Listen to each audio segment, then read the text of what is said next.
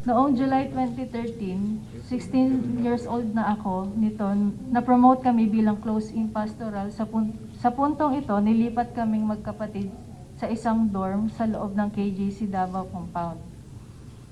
Pagtungtong ko ng 17 years old, mas naging masela na ang pinapagawa nila. Tanda ko pa, September 1, 2014, kasi kakatapos lang ng tribute program ng KGC, tutulog na sana ako, pero sabi ng isang kasamang pastoral worker, magpunta daw ako sa dining area ng Bible School dahil pinapatawag daw ako ni Jacqueline Roy. Pagpunta ko doon, andun nga si Jacqueline Roy, pero walang ibang tao sa dining area. Madilim at tahimik na kasi 10 oras na ng gabi. Tulog na yung ibang mga kasamahan namin. Kinausap ako ni Miss Roy. Ang sabi niya sa akin, Amanda, connection mo ito sa amahan. Privilege na mapabilang sa pastoral, isanctify mo ang sarili mo.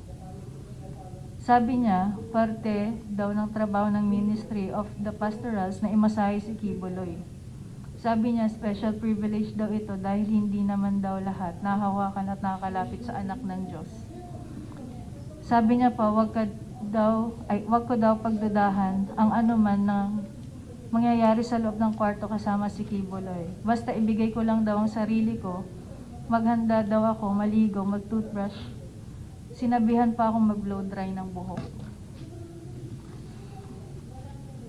Litong-lito ako noon, pero sumunod na lang ako. Sabi ni Jacqueline Roy, kunin ko daw yung isang pajama ko at binigay ko sa kanya kasi aamuyin daw niya.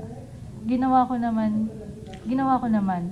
Pagkabigay ko ng pajama ko, inamoy niya at biglang sabi, ipapahiram na lang daw niya ang pajama niya.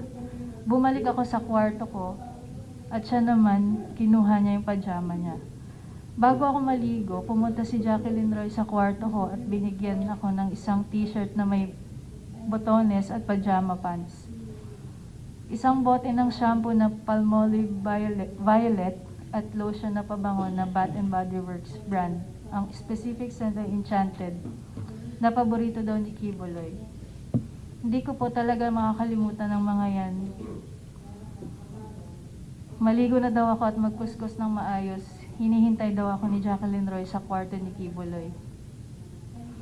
Pagkatapos kong maligo at mag-blow dry, pumunta ako sa kwarto ni Kibuloy sa Bible School building. Yung kwarto na yon may 2 pinto. Yung unang pinto bukas na, kaya pumasok ako doon. Yung isang pinto papunta sa main room ni Kibuloy. Pagkatok ko, sa pangalawang pinto, pinagbuksan ako ni Jacqueline Roy. Inakay niya ako sa may kama ni Kibuloy. Nakita kong natutulog at naghihilik pa. Nung una, pinaupo muna ako ni Jacqueline Roy sa kama, malapit sa paa ni Kibuloy. Natulog pa rin noon. Pinakita ni Jacqueline kung paano daw imamasahe si Kibuloy. Sabi niya, unahin ko daw sa paa. Nakinig lang ako habang dinedemo niya.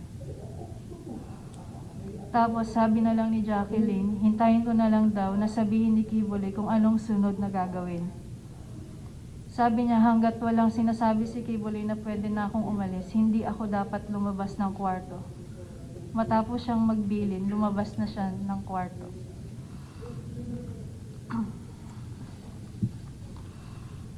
Pagkaalis ni Jacqueline, sinimulan ko na yung pagmamasahe hanggang sa namasahe ko na ang paa at likod niya. Inaantok na ako that time kasi halos 1 a.m. to 2 a.m. na po siya. Gising na si Kibuloy nito tapos sinabihan niya ako na umupo daw sa gitna ng kama. Sumunod lang ako sa instruction, umupo ako na naka-cross legs. Nung itutuloy ko na dapat ang pagmamasahe, tumayo siya at umupo sa harap ko.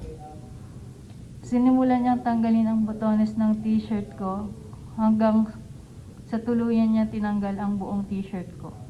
Sabi niya, tumalikod daw ako. Sumunod lang ako doon at tinanggal niya ang aking bra. Pagkatapos hinawakan niyang balikat ko at hinila pahiga sa kama. Nung nakahiga na ako, pumaibabaw sa si Kibuloy tapos Tapos kahit pareho pa kaming nakapajama nun, kinikis-kis niya ang ari niya sa ari ko.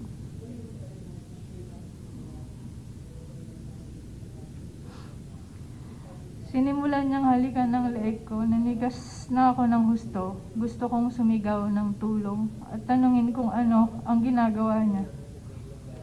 Pero naalala ko na bawal akong mag-question. Paumanhin po, Madam Chair, kung maselan ito, halo po ito sa aking sinumpaang salaysay. Nung tinigasan na siya, sinimulan niyang tanggalin ang pajama at pants at underwear ko.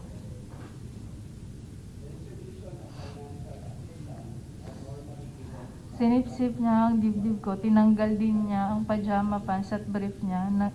Nanginginig na ang katawan ko sa takot at nakatitig lang ako sa kisame.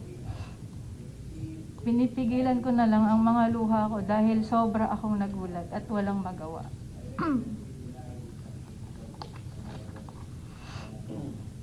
Pagkatapos ay tuluyan na akong pinagsamantala ni Apollo Kibuloy nung siya ay natapos na. Pumunta siya sa CR. Tulala pa rin ako, nakatitig lang sa kisame. At dito nagsimula na akong umiyak. First time ko kasi ito. Ang dami kong tanong pero inisip ko na lang para makampante na baka ito ang kalooban ng Ama sa buhay ko.